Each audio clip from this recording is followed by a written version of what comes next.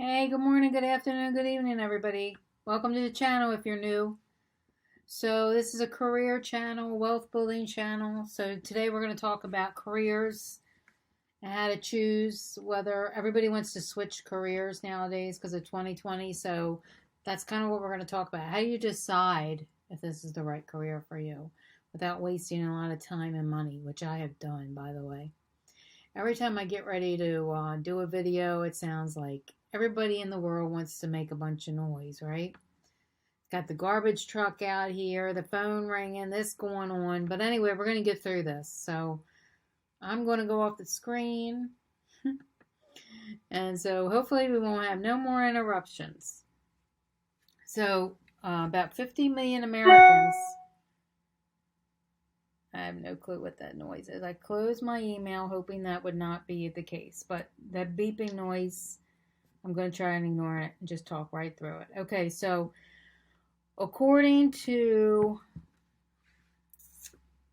the career stats, in 2020 alone, nearly 50 million people quit or changed their careers. Some of them because they had no choice. They had to go find a different career.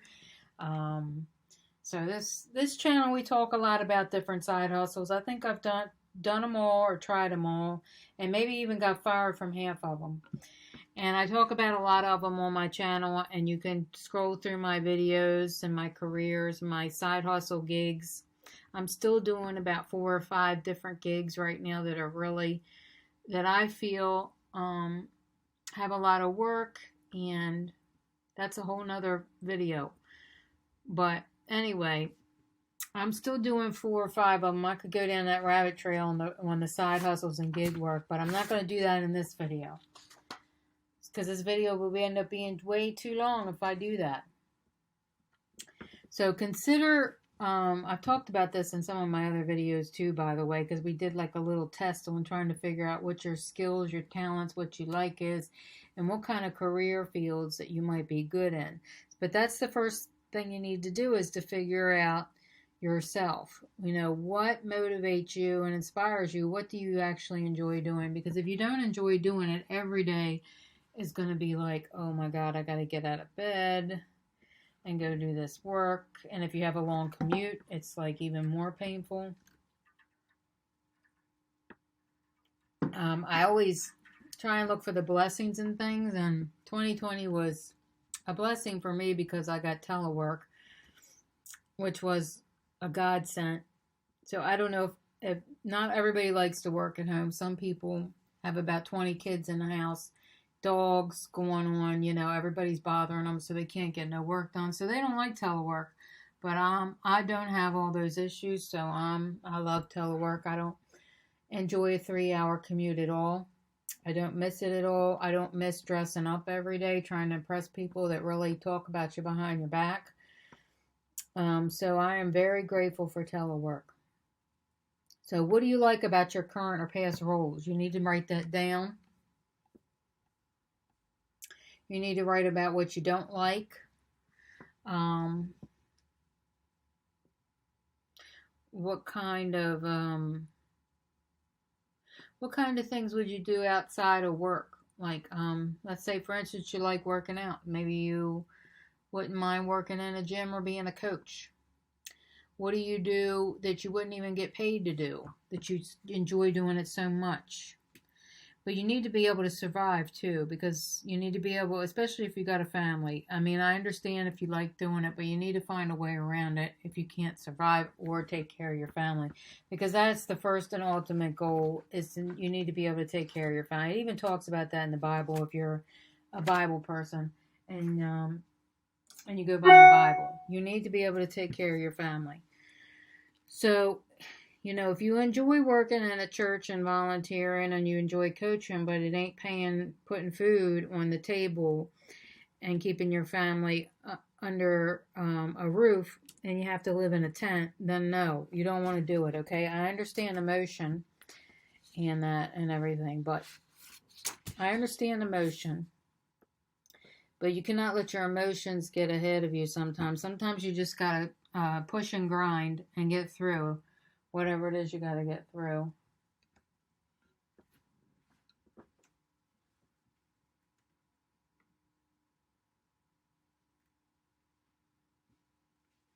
All right, so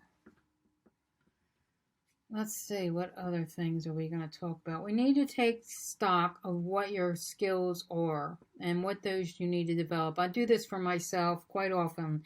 If I get stuck in a job or a role and I'm definitely not happy, then I will go and pursue what I need to do to get into the job that I want to be into or the career field I want to be into, which I'm going through that right now. They got me into this finance. They just moved me sporadically into a finance branch, which I do not enjoy. So IT and technology is more my thing. So, what do I have to do to get out of this place I'm in right now and get moved over?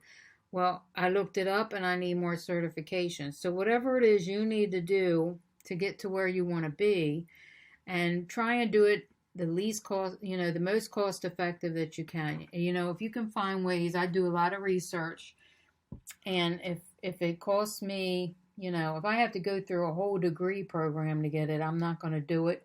I'm not going to spend no 10 to 20 grand on going to school. Now, I will spend about 2,500. So you have to figure out what your budget is and what you're willing to spend. And it may end up being a loss because you might not even like it. And I talk about this in a lot of my other videos as well. If you want to try things out. And I've spent sometimes $1,000, $2,500, and I didn't pass the test, or I discover after getting through it that I really didn't like it at all. So I end up having to take that as a loss. So you need to research this out. You don't want to be spending 10 to 20 grand. I almost spent 20 grand on an esthetician career, or 10 grand, I should say. First it was 20, then I went down to 10, but I ended up not spending anything on that career. I researched it for 6 months and decided that, that the cons, the negative in it was not going to work for me and my personality. So you have to really do some research and pray about it, think about it for a while, not make a super fast decision. Anytime you make any fast decisions out of fear-based or anything like, I have to do it now, or it's got to be done now, any of those types of things, you're gonna end up regretting it. So you want to take your time, research it, think about it, pray about it, talk about it with somebody that you really care about and that cares about you, and it's going to give you an honest opinion, and not somebody that's just going to tell you what you want to hear, somebody that's going to give you an honest opinion. You need to Google, or not even Google, you can Bing it, whatever the latest trends are that recruiters are seeking. You need to look at some job descriptions, and not in just one place either. You look in a lot of them. And another thing you could do is you could intern or volunteer or even network with people that are already in that field. I've seen plenty of teachers and nurses both. They might do a summer intern in these fields. And then after they get in there a while, they realize, oh my God, I can't do this every day. They're working you to death. You might end up getting burnt out. You need to talk to people that are actually doing these jobs where you want to be. And it would be even better if you could do an intern or volunteer sometimes in these places, so you can actually see what they're doing. And you can talk to people that hate it and people that love it. And that would be a good strategy. You also need to make sure your resume is up to date. And for me, I have about 3 or 4 different resumes. And it does take a lot of time to do this, but you need to do it because some of my jobs don't pertain at all to the job I want to get. Because I have full-time work that I'm seeking and advancing in my career, which is my full-time job.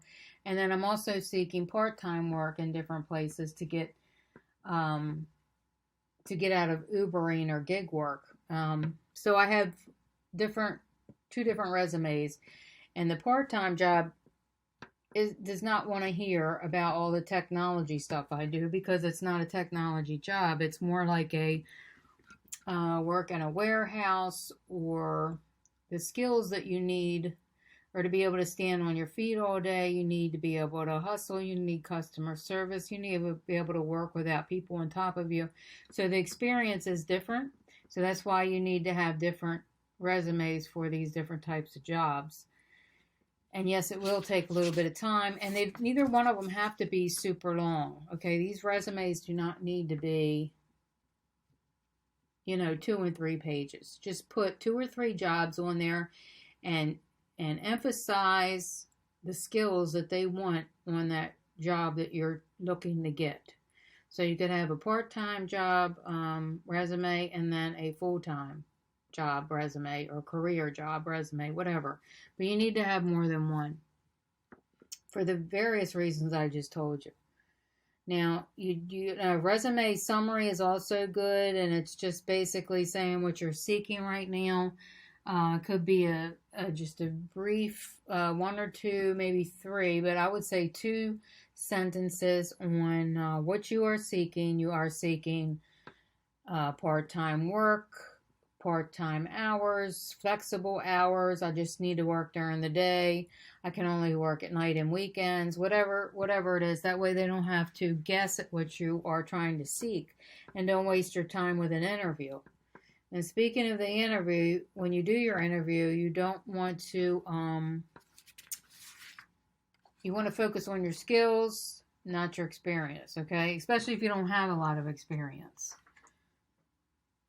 All right, so preparing for the interview, you want to make sure that you have done enough research on this company that you are interviewing. You want to have a compelling story that highlights your skills. You want to make sure you have 2 or 3 examples. If you do, if you don't, you just tell them that you're in college and you don't have a lot of experience right now. But just be sure and emphasize that you are a quick learner. Just tell them that you are interning, volunteering. Try to emphasize some of the skills that they are looking for somehow or another when they're interviewing you. Okay, and you also want to tell why you're leaving, whatever you're leaving for. Are you leaving for a better opportunity, more challenges, professional development? These are all good answers to say. Usually in my interviews now, I don't even get that anymore. They don't even ask me that. They don't ask me strengths or weaknesses. I know these are pretty common on all these YouTube videos. What are your strengths? What are your weaknesses? But I rarely get those kind of questions anymore. And another thing you make sure you don't want to do is don't badmouth your current supervisor or role, okay? And it will be easy to do it. You'll go down that rabbit trail real quick, and you don't want to do it. You got to catch yourself. If you need to practice, you can hire me. I practice with me. I'll be sure and try and catch you doing that too, because a lot of us are leaving because we can't stand the team we're on, where we're working. It could be the supervisor or whatever. But you do not want to do that because you don't want to burn any bridges. You're going to need them for future references. So you don't want to do that, okay? I know it's going to be difficult. Just pretend like it's not even happening. The reason you want to leave is to progress in your career development, and you cannot do it where you're currently at. And that's it. That's as simple as it is.